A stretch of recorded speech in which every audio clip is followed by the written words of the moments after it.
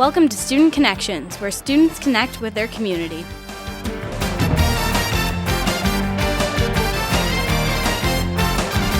Hello and welcome to Student Connections. I'm Kristine Allor, and here with me today is Mr. Smith from the Communication Arts program. How are you today? I'm doing great, Kristine. How are you? I'm doing well, thanks. Good. How long has this program been around? Our Communication Arts program's been around since about 1998. A lot of planning went into the first couple of years, and we're right around 15 years now, 16 years. Around that time, who or how did the idea of communication arts come up? The original concept was that we would use technology and do applied lessons, and that would be our reading and our writing skills, our speaking skills, but do it in a new and unique way, which is using the media of TV to present a message out to the community, using students to learn how all the technology fits together, but also enhance all the things they're doing in their English and science and math and ELA classes. That's really unique. Do you know what kind of technology was used back then? Well, we actually had computers back then, but they weren't quite as sophisticated as they are now. We had bigger, larger cameras at that time. We had SVHS tapes instead of the digital tapes, and now everything's gone digital completely. So there's a lot of things that we did, and you'd come back in and have to capture it and re-record it. And it took a lot more time than it takes now to move pieces of media around. You know a lot about it. Were you the first teacher? Actually, I was not. Mr. Kevin Miller started the program. He had Mr. Haddon, our principal at that time, was instrumental. We had the Learning Center. Some people will remember that the old shop area in the back of the high school, we didn't have shop classes probably from about the mid-1980s to mid-90s. And the school district looked to see how they could better use that space. So they pretty much gutted the whole area downstairs. There was a wood shop, small gas engines, welding. So it was a large area. And they made it into a very sophisticated computer center. And at one end of the computer center was the television studio and editing stations and things like that. That's really cool. Do you know how many students were in the first class? I do. The first class, kind of a hand-picked group of 14, 15 students that had an interest and pretty independent learners, a very high-achieving group in the beginning that thought they might want to pursue a career in television or film, and that's how it got off the ground. Out of those 14 or 15 hand-picked students, did any of them actually follow the broadcasting? There are several of them that did continue on into the field. Over the years, we've had probably 30, 40, 50 kids that have gone into some sort of television or film. In that original group, one of the success stories, there was Jason Lekevich, who now works for MTV. We had Brian Murray, who's now working, he worked for NFL Films for a long time. He's working with EA Sports now. And a lot of the kids that might have started off in college thinking they wanted to go into that might have branched off maybe into marketing or public relations, those types of things. So they still used a lot of the skills that they learned, but might have kind of shifted to a little different field. Well, that was very interesting about the past. We'll be right back with more about the present after this.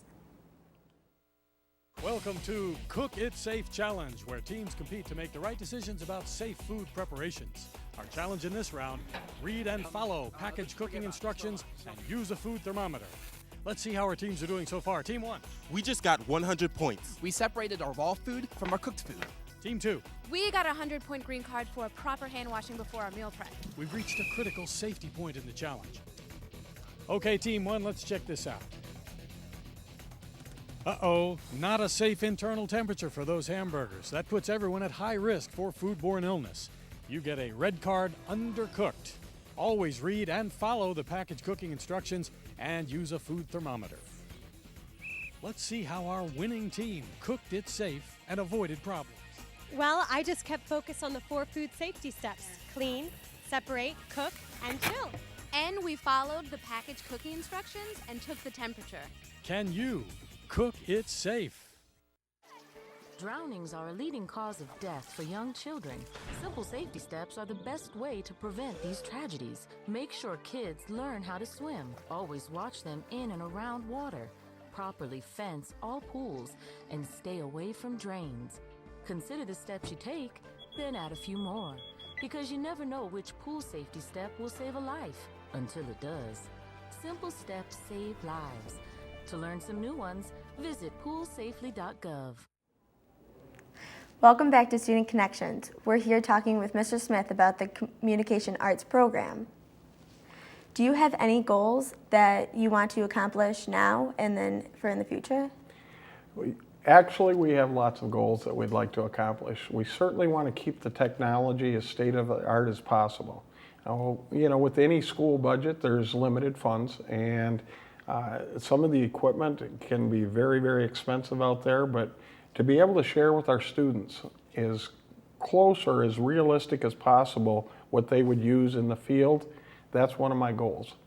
It's also to expand personal technology. You're seeing more and more people have the video on their cell phones or their iPads or whatever it may be. People are now finding all kinds of ways to film things, whether it's a family event or a spur-of-the-moment activity. And it's not always by running to the front closet, opening up the case and taking the family camera out. Sometimes it's right on the spot and they pull their camera right off the phone and shoot their video that way.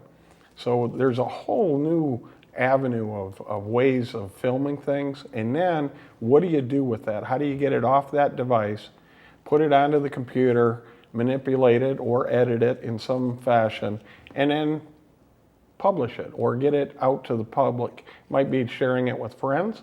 It might be putting it on YouTube just as an entertainment video.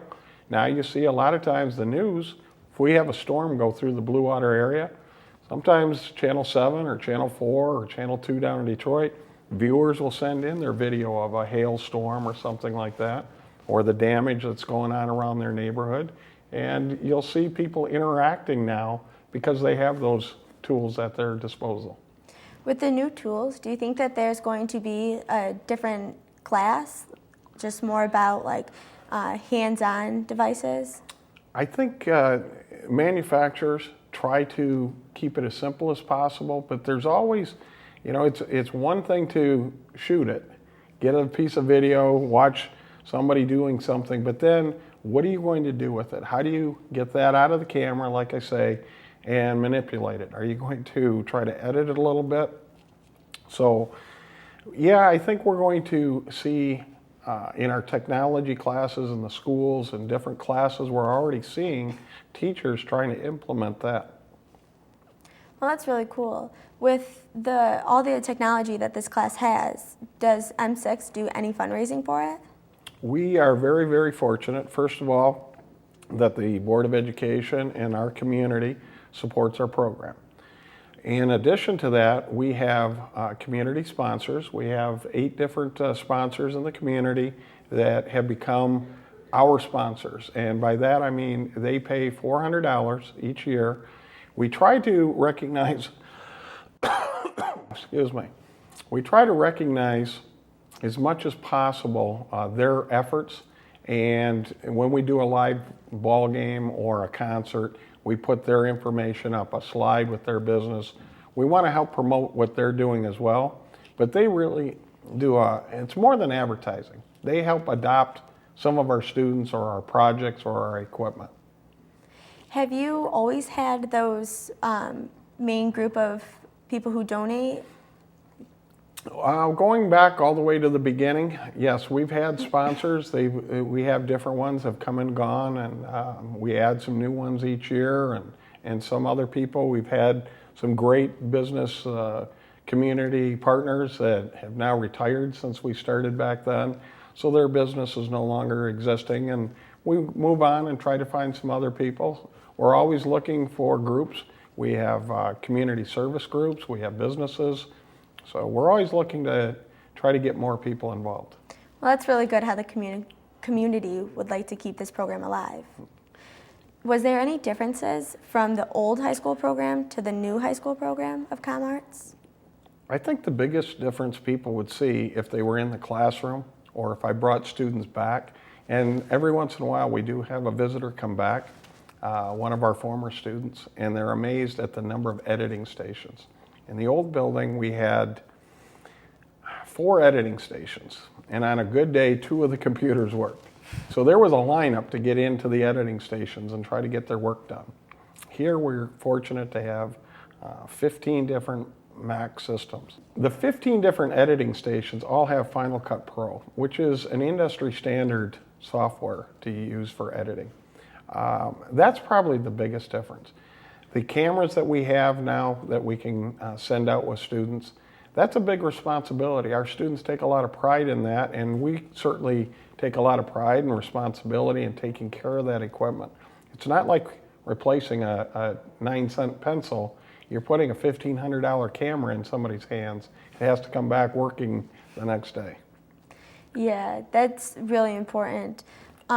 With how you said that the 2 editing stations to the 15 editing stations, I'm sorry, what is your favorite part that's changed? Coming over to the new high school, we were very, very fortunate. The community and our leaders said we want to bring the television studio from the old building to the new building. So I was fortunate to be able to sit down with the architect, the project managers, and we talked about what we would like to see in the new setting. The studio itself is larger than the old studio. The control room is larger. We have connections going to the auditorium, the pool, and the gymnasium right from our control room. So when we want to do an event, it helps speed up the ability. We used to go to the old gymnasium or auditorium and we ran cables through the balcony and all over the place. Now we can do a couple of quick plug-ins and we're fairly ready to go. So that's been a big change. The classroom itself, from a teaching standpoint, I really enjoyed, I wanted kind of the internet cafe feel to it. We have the lower level where we have group work or we have individual script writing on the Chromebooks and things like that. But the 15 editing stations up around the top, a little bit higher up, I can walk up or somebody else can collaborate on a project with a student. We can talk about something and move around so much easier. So the design and the layout was pretty awesome. Well, that's really great how different things can be. What is your favorite part about teaching this class? Because I understand that you also teach another class. I do. I teach an accounting class, and it couldn't be much more night and day. Accounting is very structured, and there's a lot of rules, and there's a certain way you do things. Communication arts, I think my favorite part would have to be the creativity. I'm amazed every year at the ideas that students come up with for their projects. The types of questions that they have. Can we make it do this? Can I make it do that? What types of things can we make the equipment do or make the editing software do? And that creativity is just awesome. I really like the individualized part of the class. When we have a student that really likes sports, then let's do a sports story. If we have somebody that likes music, let's do a story about music. So I think that really helps personalize the learning to each of the students as well. Well, it's really great that you can connect with every student. Do you have any other assistants that help you with this? I am very fortunate there also. It's a lot of responsibility. There's a tremendous amount of equipment. My homework a lot of times during the summer and evenings and weekends is looking on the internet, looking at YouTube videos of how-to types of things. The software and the equipment continues to evolve. Well, Mr. Mike Mason, Mr. Scott Kavanaugh have helped out so much. They have an expertise. Mike's background in video production, and he's very, very fluent in all the different types of softwares. He's really cutting edge, looking at what's the next thing that's going to come up? What should we try to introduce into our curriculum? Mr. Kavanaugh is the manager of our Performing Arts Center. He brings another skill set when it comes to audio and lighting, those types of things. And it really becomes a team atmosphere. Before that, in the old building, I had Mike Murray, and Mr. Murray was awesome. He came from a television background. He worked at Channel 50 and a lot of other TV stations throughout his career. So he ended his career probably the last 10 years helping kids learn how to get into the business that he loved. And there's a great connection that you can make, because this class isn't straight rows and it's not read this chapter. This is get invested, get involved in the program. When we do a shoot at night, whether it's a ball game or a concert, you really have a chance to work with 6 or 8 or 10 students, and you get to know them a little bit more, know their families, how their day is going, that type of thing. So between all 3 of us as adults to work with, we have 119 students out of 120 chairs right now this semester. So that shows that it's pretty popular. Well, that's a really great connection that you guys have for now. I hope it continues in the future. So do I. Talking about the future, we'll be back with more after this.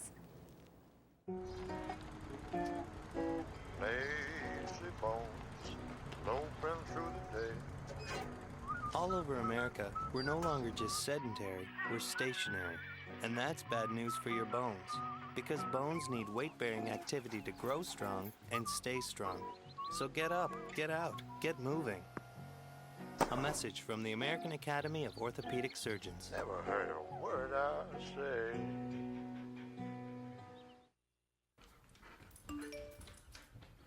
Trisha's having a sleepover tonight. Can I go? I wonder about Lucy's friends. What should I say? I know you're only 10, but one of these days a friend will offer you a drink.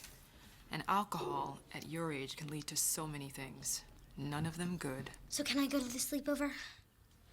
Lucy, I want you to promise me I something. finished my homework. Bigger promise. If there's any drinking, I want you to say, "No thanks, not my thing." Mom. I promise you, your real friends won't care. Deal? Sure. Really? I promise, Mom. They really do hear you. Did you pack your toothbrush? For tips on how to start the talk, visit underagedrinking.samhsa.gov. A public service message from the Substance Abuse and Mental Health Services Administration. Hello and welcome back to Student Connections. I'm Kristine Allor, and I have with me Mr. Smith still from the Communication Arts program.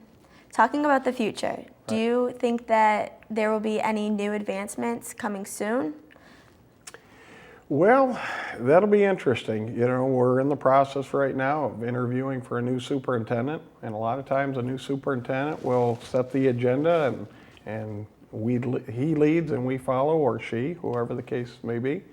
We'll find out, have a chance to talk to them.